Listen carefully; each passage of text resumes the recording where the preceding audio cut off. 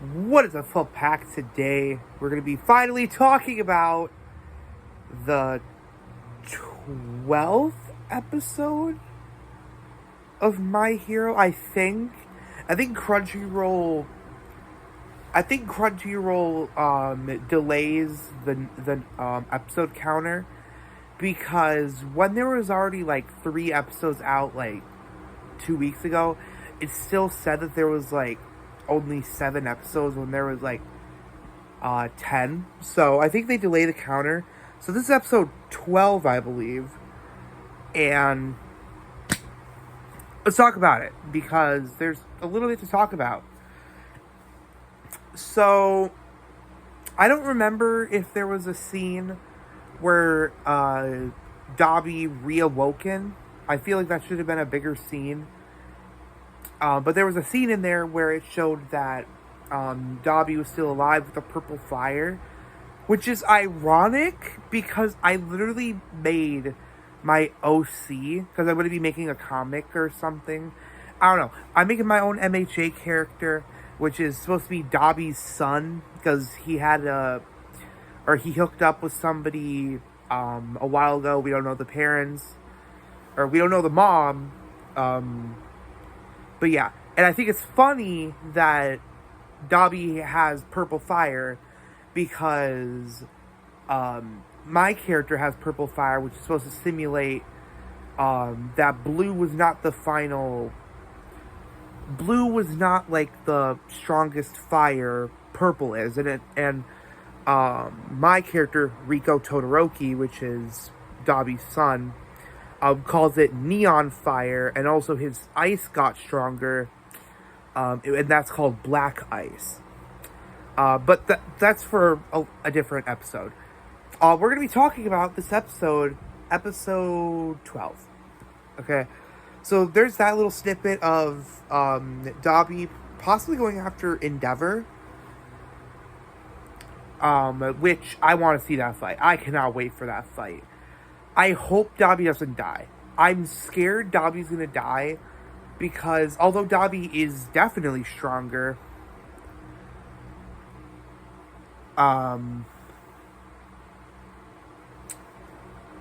his body is, I think, weaker. Yeah. But focusing on the more important stuff. Sorry, Todoroki and sorry, Shoto and Dabi. You're gonna have to wait. So we continue off of the fight with Endeavor, Hawks, and One For All. One For All finally gets a face reveal. And he's fucking hot. For an old man, he's hot as hell. Sorry, but which I hope, because I think because I always thought that One For All being Deku's father wouldn't have made sense because wouldn't he recognize his son? Like, that's the only part. And also, wouldn't Deku recognize his dad? But also, One For All, One For All's face is messed up. And maybe One For All's memory is fucked up from when he had a kid and he only thinks about Shigaraki. I don't know. I don't know, man. Or maybe he does know. Because it's a very villainous thing to do, that in the final fight you disorient your opponent with some breaking news. So maybe One For All, or sorry, All For One. Maybe All For One is gonna reveal that he's Deku's father to like mess him up and win the fight. I don't think All For One would care whether or not Deku is his son. I think that he's gonna still try to murder Deku, but yeah, so we got a face reveal of him. We got confirmation that Bakugo can be revived, which I heard a lot of people complain about, which, like, why are you complaining about that? Like, I get it, we haven't had any big deaths this season. Or we haven't had any, big deaths this season. Which, like, to be fair, it is the final season, so if you were to kill off people, now would be the time. But, like, it actually makes sense.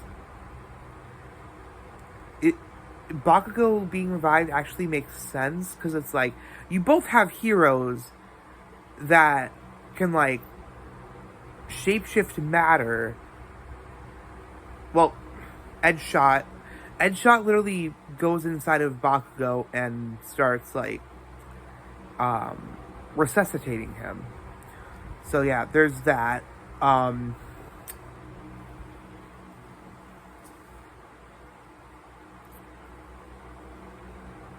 Everybody's just like, whoa, this is crazy.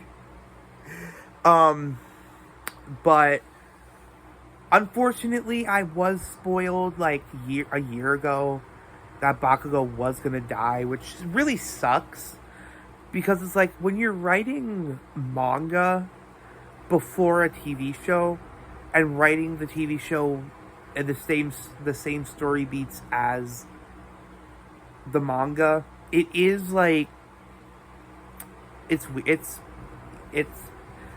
that's the same problem with The Walking Dead, is that, like, you can tell people were, like, complaining that it's not one-to-one with the comics, but, like, if it was one-to-one with the comics, it would be fucking boring.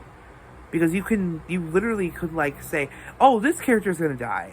And it would ruin the emotional impact of that character's death. That's the same with MHA. But unfortunately, MHA doesn't do stuff differently. It does stuff one-to-one, which a lot of people love. Personally, I think that they should have changed it up a little bit to where somebody else took Bakugo's place just for the shock factor, which I know a lot of people would be like, why are you changing it just for shock factor? But you gotta understand that, like, if you read the manga, you're gonna get bored of MHA, which I personally, I don't know, man. I don't know. Like, I don't know. Tell me if I'm wrong, but it just seems like it would get boring if you're like a manga reader and then go to watch the anime. You already know what's gonna happen. So yeah, but yeah, we did get a hilarious part of the show where Mirko shows his butt to Shigaraki, and boy, that man thick. So fucking slap that shit. It was weird. I will say it was weird. It was weird that they did that. Like, they didn't have to do that. I don't know why they did, but it's whatever. And then finally, Deku arrives. Deku gets to the place after, 4 episodes of him traveling. It's just crazy. I want to see his reaction to Bakugo being dead. Also, I have a theory that Bakugo's powers are either completely gone because he died, or they're weakened, which would suck. That would suck, because it's like, you know, if he becomes quirkless, that's kind of fucked up, because, you know, he has this massive story arc where he changed and became less of a dickhead. But yeah, so overall, this episode was fine. I'm kidding, it was good. This episode, I'll give it a 7 out of 10. Not horrible, but there was still some stuff that, could have been better. It wasn't the most exhilarating episode, other than like Bakugo potentially being revived, and also All for One's face reveal. You know, I'll bump it up to an 8.5. But yeah, that's it. Hope you guys enjoyed this review. If you did, make sure to like, share, subscribe, turn on notifications, and yeah, see you guys later.